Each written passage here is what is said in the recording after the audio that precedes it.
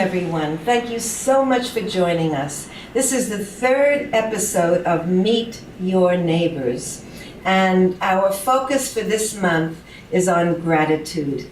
We will be talking with three exceptional women in our community, and we feel privileged and honored to have them as our friends and as our neighbors. And I trust that you are going to feel the same once you hear their interesting and inspiring stories. So today we're talking with Syria. So Syria, thank you so much for inviting us into your home. My pleasure. There is such warmth here and such a charm and so colorful. And I don't know, for me, when I'm in your home, I understand even more who you are because it's such a reflection of your personality. Thank you. So Syria, how long have you lived in Brantford? About 24 years. Okay, that's quite a while. And how many years were you married? Almost 63 years. 63, that's a long, long time. Yeah. Do you have any tips on what your part was in helping your relationship be as successful as it was? I don't know. It's, don't pay attention to all the silly things. My family used to say, don't kick every stone on the road. You'll be without shoes very soon. That's so true. And another thing is don't hold grudge. Grudges are no good. And then something else that they really instilled in me. There is a saying in Italian, la lingua non ha osso, ma osso rompe. It means the tongue has no bones, but it could break bones. Why Canada? So don't say a word that you're going to regret. A lot of nice tips. Yeah, absolutely, it's so important. It worked for me anyway. And it's a long, beautiful union together, 63 years. So Syria, the way I know you, you're so upbeat, you're always smiling, you're so friendly and warm. There's a quote that I hear you often say about smiles. What is it? Do you know what I'm alluding to? Well, you know, I feel this way. I don't know many people around, and when I see somebody, I just feel I want to say hello. And I feel that a stranger is a friend to be made. Oh. I don't know why. Just I love people. I feel lucky. So it's easier to smile than to frown, really. Boy, is it ever. And you know, if everyone had that attitude, it would be such a gentler, kinder, just a softer place. So I admire that so I don't very even much. realize it sometimes. It just if you have positive thought, then you don't think of things you don't want to think. Yeah, you don't stay. We up. all have sad or things that we don't want to know, and we don't want to think about it, Mhm. especially today, the world the way it is. Yes. So I block it all by just smiling. It's easier, And connecting. And we all connecting. need that.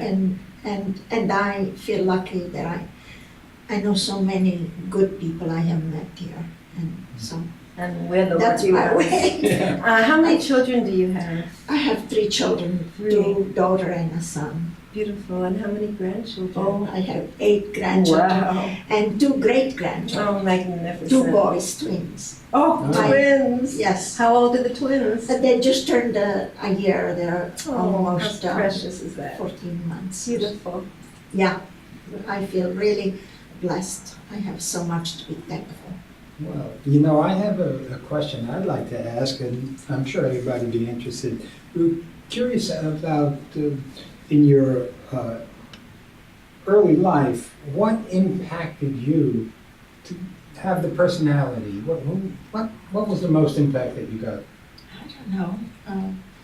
Probably my parents. Yeah. My father always gave this made us feel like we were somebody special. Yeah. And my mother was a very warm person, very hardworking, and always loving, never sparing a hug. Ah, that's And- wonderful. And I guess it's that, I don't know, Okay. that it just came natural this way. I come from a large family, and that helps, you know. Yeah. When you have a family that's, one helps the other, we Yeah. helped each other out without even Closeness. realizing. We were very Closeness. close. Yeah. We still are. So I'm curious now then. How come you left, and when? How old were you when you did leave Italy? I was 21 years old. 21. I had to be 21 because my father wouldn't sign for me before that. I wasn't married. He didn't like the idea of a young lady going across the world. Wow. But I was sure that that's the thing I want to do. I didn't want Yeah. to be in Italy at the time. It was right after the war, and there was no job, and I didn't want to be farming because that's what I would have ended up to do because we were farmers, and I would have been doing the same thing, though we were quite well off as a farmer, but it was a hard life, and my mother was the the example. I never saw her being bed, so she was always up, helping, working from day to night, Right. and so I didn't want that life. It is a hard life, for sure. But were a lot of the young men, were there a lot of eligible men, or were they out to war? Well, Off to war? most of the men were at war, and when I was a marrying age, the few that come back didn't want to stay because there was no job anymore. There was so much destruction. So they all left for other countries, places where they could make a living. And even though there were men that they were interested to marry me, I really wasn't ready. I thought I should choose my own man. The man that I'm going to live with. It has to be the one that I feel comfortable. You were independent. Very independent. I thought it was the right thing to do. Yeah. And you went to where? I went to Canada, to Montreal actually, Ah. and I became a governess for a very young family with 3 children. It was a great experience because I was able to learn French because they were a French family, very loving, very kind, and they were very helpful to me. And so I was able to learn French because for 6 months I didn't hear Italian. And I had put already all my books and my magazine and everything Italian away. I wanted to stick with the language of French. And then when I married my husband, I moved to a different place and I went to work into a shop that did formal wares That's in Ah. Canada? in Montreal. Oh, so you learned your sewing skills in Canada? Mostly, Oh, mostly. okay, I thought. So you married in Canada? You I met him married in there? Montreal. Ah. My husband, I met my You husband met there. Mm. And yeah, I learned there. All right. And so you came to America Oh, and you were yes. no longer a governess, but No. you did the sewing? Well, when I was, after so many years, finally I had the quota to come to America, and naturally I came to my sister Mary house, Oh, okay. and for a while I didn't know what I was going to do, and then my husband found a job at E.J. Beinecke Estate as a gardener, and we bought a home after a year being here, and I had to do something. I had a second child, Sandra, and I put an ad on a penny saver, and people came, and somehow was word of mouth. Before you know, starting from alteration, I came to dressmaking and formal wear, bridal. Wow. I was lucky. I was at the right place at the right time. And I guess it's fortunate too that these are skills that you learned in your youth, the Yes. sewing. Yeah, well, we went to the nuns because in Italy that's the way it was. When you're young and you're a female, they send you to the nuns. Most children, as a nursery school, they send it to the nuns in town. And then about 6 years old, the nuns say, you're too old to be playing with the others, so you start to learn. And what age would that be when you're too old? I guess I was 6 years old when they gave me 6 years when they gave old. me a needle. They say get a piece of fabric from your mom, and they taught me I still have that piece. Wow. I made flowers, and so my daughter Giovanna has that. Oh, that's so lovely.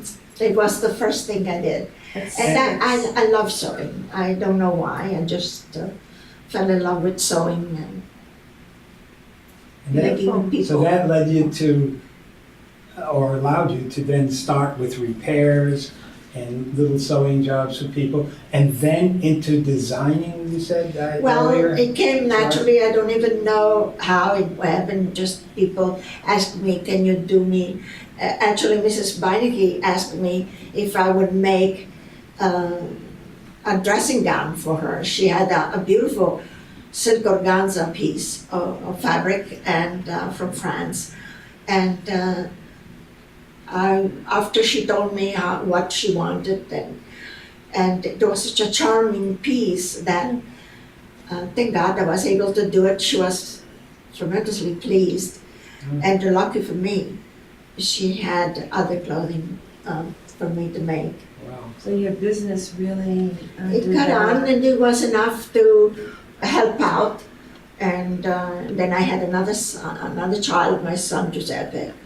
So I had Giovanna first when I came to visit United States, and then I went back because I had to wait for the quota.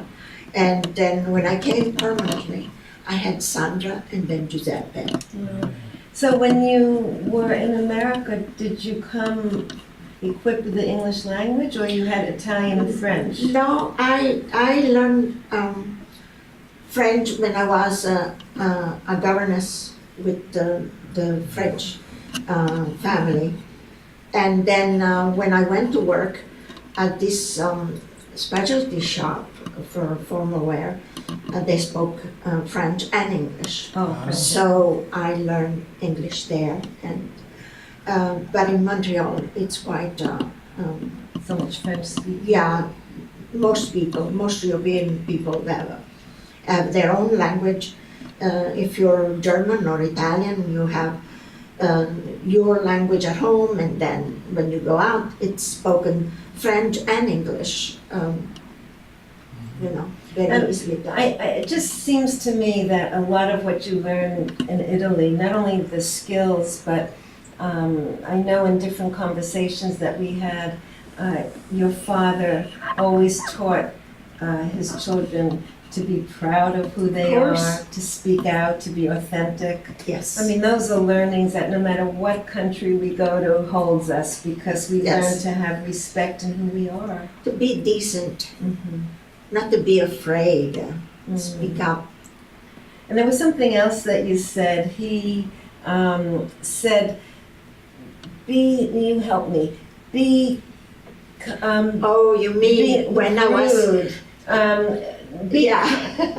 what was, Well, it was always be nice, be kind, yes. but don't be so kind to be taken for a fool. Right. And it is true, to be kind, it's a Oh. decent thing to do, and it's a normal thing to do. But don't be so kind that they don't respect you. They start to think you're a fool. So you carried that wherever you went. It stays with you. There's It a word does. especially when you come from the family that believes. That's right. Yeah. So let me fast forward you. Can I do that? Yes. So I happen to have learned because I knew some of your neighbors, and they said you had quite an impact in this community of yours. Can you explain what that impact was? They Well- spoke very positively. It was a very positive impact. That's very kind. What it is I always had a home and not a condominium. So I came, well, except in Florida, that my home was a Yes. condominium and then a gated home, gated mhm. community home. But when I came here, when I sold my home in Florida and the one here in Brantford, I came to this building and I wanted to make it my own. And I met many people, but I had no idea who they were. And so I put an ad on the bulletin board and I say, come and meet my neighbor. I wanted to meet them. I wanted Meet to your know- neighbor. That's very And so they appropriate. did. And they did. So That's beautiful. at Christmas time, it was that time because I moved in around the summer. And I spoke to a couple of people and they said, what a great idea. And so I did. And it was really, I said, so they asked me, do you want me to bring something? And I said, bring whatever you feel comfortable with.